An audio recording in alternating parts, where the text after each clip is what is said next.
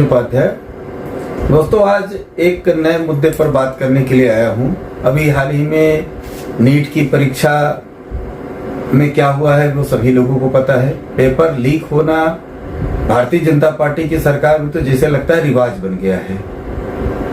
कितने लड़के फांसी लगा लिए, कितने बच्चों का मनोबल टूटा, उससे सरकार को कोई मतलब नहीं है। हालांकि इसमें भारतीय जनता पार्टी के ही नेताओं का नाम आ रहा है, सोशल मीडिया पे चल रहा है, लोग ट्रोल कर रहे हैं। लेकिन समस्या ये है कि हमारे प्रधानमंत्री महामानव नरेंद्र दामोदर दास मोदी को कोई फर्क नहीं पड़ता है। और उनको फर्क इसलिए नहीं पड़ता है कि वो देश के प्रधानमंत्री हैं ही नहीं, वो एक कठपुतली बना करके रख दिए गए हैं। और इतना ही नहीं, मैं दावे के साथ कह सकता हूं कि सरकार कैसे चलानी है, देश कैसे चलाया जाता है, इस आदमी को पता ही नहीं है। इसको कुछ नहीं पता है। अमेरिका से इसके आका जब कहते हैं, जो कहते हैं वही ये करता है। अब रही बात जो डीजल पेट्रोल सोना मत खरीदो, तो इसके पीछे का कारण ये है कि पूरे देश की तो खटिया खड़ी कर चुके हैं, सभी लोगों को पता है। अब इसमें सबसे बड़ी बात जो आती है, इंपॉर्टेंट बात, वो ये आती है कि आखिर क्या जरूरत पड़ गई कि इनको कहने की कि आप लोग यात्रा मत करो, सोना मत खरीदो, तेल कम खाओ। तो दोस्तों, ये जो चुनाव हुए हैं ना 3 राज्यों में, 3-4 राज्यों में, ये चुनाव से पहले जो बड़ी बड़ी बातें किए हैं इन्होंने, उन बातों को कैसे धरातल पर लाए इनको तो पता नहीं, ना धरातल पे लाना है। 15 लाख 2 करोड़ ये सब तो आप सबको पता है। मेन चीज ये है कि इतना रुपया खर्चा किया जा चुका है कि उसको कवर कैसे करें। तो उसको कवर करने के लिए ये पूरा मामला फैलाया गया है। और रही बात, अगर देश संकट में है तो आर्थिक संकट लाल बहादुर शास्त्री के समय भी आया था, इंदिरा गांधी के समय में था। और इंदिरा गांधी ने, प्रधानमंत्री ने सबसे पहले अपना जेवर देश में गिरवी रखा था। इस आदमी ने क्या गिरवी, खैर इनके पास तो बीवी ही नहीं है, इनको जेवर का क्या मतलब। हाँ, इनके सूट में जरूर सोने लगे हुए हैं। अब पहला, देश का पहला ऐसा प्रधानमंत्री है जो पहनने में, घूमने में शौक रखता हो। क्यों? एक भोजपुरी कहावत है, आप लोग कहेंगे कि भोजपुरी तो यार, क्षुद्र नदी बढ़ी उतराए चली। तो इनको कभी जिंदगी में कुछ मिला तो था नहीं। अब इनको प्रधानमंत्री की कुर्सी मिल गई तो इनको सारे प्रोटोकॉल दुनिया भर का था। क्या जवाहरलाल नेहरू प्रधानमंत्री नहीं थे? इतना तामझाम वो नहीं लेके नहीं चले, इंदिरा गांधी नहीं लेके चली, लाल बहादुर शास्त्री लेके नहीं चले, चौधरी चरण सिंह लेके नहीं चले, नरसिंहा राव लेके नहीं चले, बीपी सिंह नहीं। आखिर इनको इतनी सुरक्षा की क्या जरूरत पड़ती है? इसलिए दोस्तों, डर उसको लगता है जिसने किसी का नुकसान किया हो। जो दुनिया का भला करता उसको डर नहीं लगता, वो खुलेआम शेर के जैसे मैदान में चलता है। तो ये शेर नहीं, ये गीदड़ है, ये गीदड़ है, इनको डर लगता है, इसीलिए इतना प्रोटोकॉल। अरे दम है तो 2 गाड़ी लेकर के चल के दिखाओ। हमारे उत्तर प्रदेश के मुख्यमंत्री हैं, ये भी बहुत बड़ी बड़ी बातें मंचों से कहते हैं। और वास्तविकता है कि घर से निकलने के आधा घंटा पहले सब कुछ साफ, मैदान साफ। भैया, जैसे इतना डर लग रहा है, ये इसी जनता से अभी आओगे 6 महीने बाद तो कहोगे भाइयों वोट दे दो।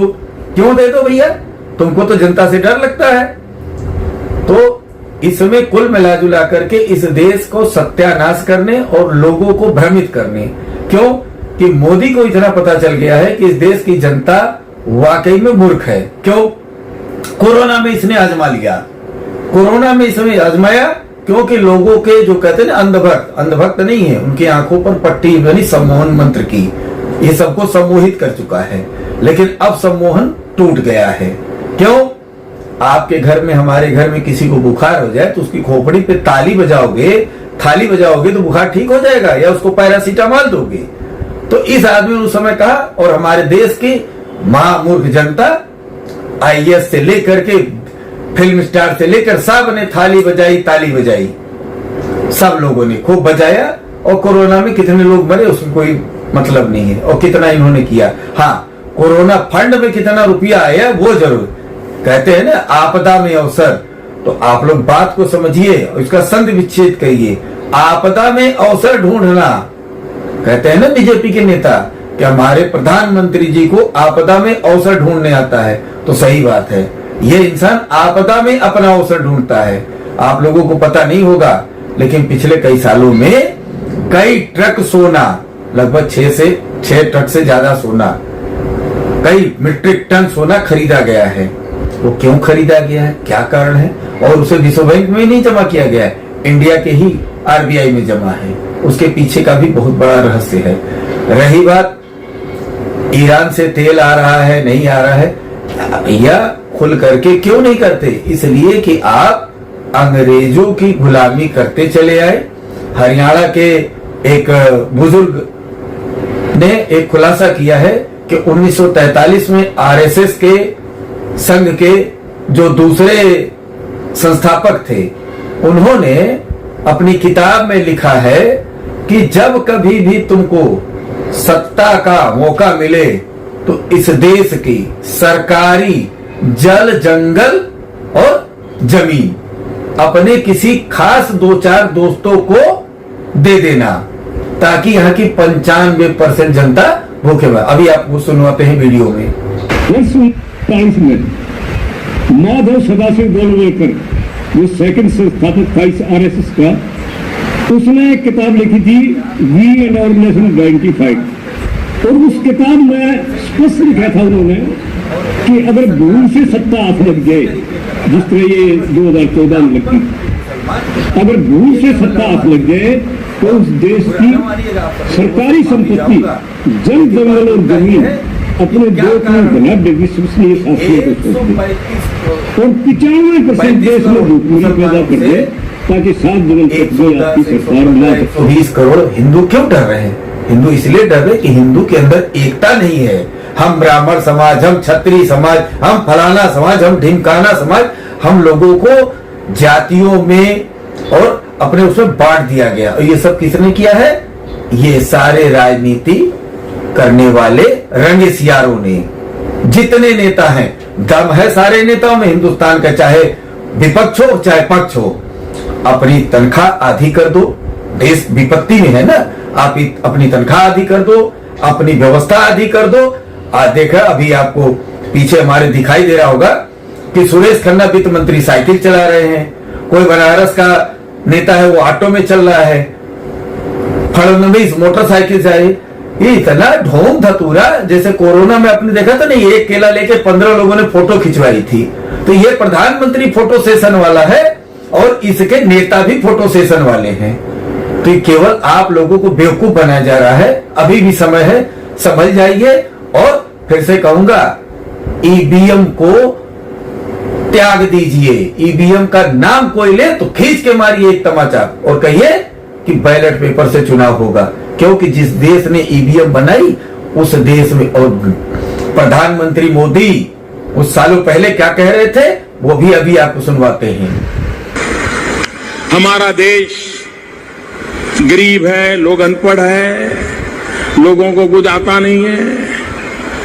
भाइयों बहनों, अरे दुनिया के पढ़े लिखे देश भी जब चुनाव होता है ना, तो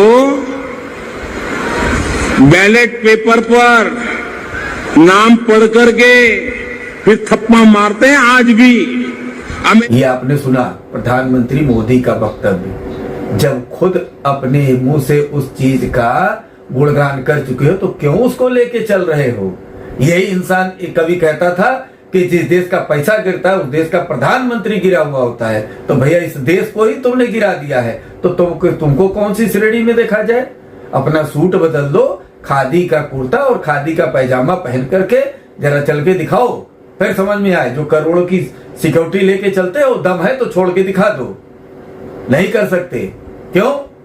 कि ये वैभव कभी मिला नहीं।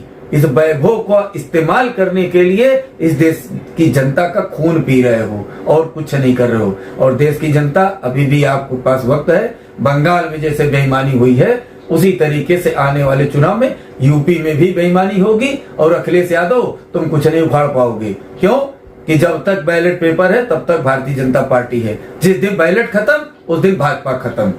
इसलिए देशवासियों फिर से कहेंगे, ईवीएम का बहिष्कार करो और बैलेट पेपर से चुनाव करवाने के लिए सभी लोग जागरूक हो जाओ, तभी इस देश का कल्याण होगा।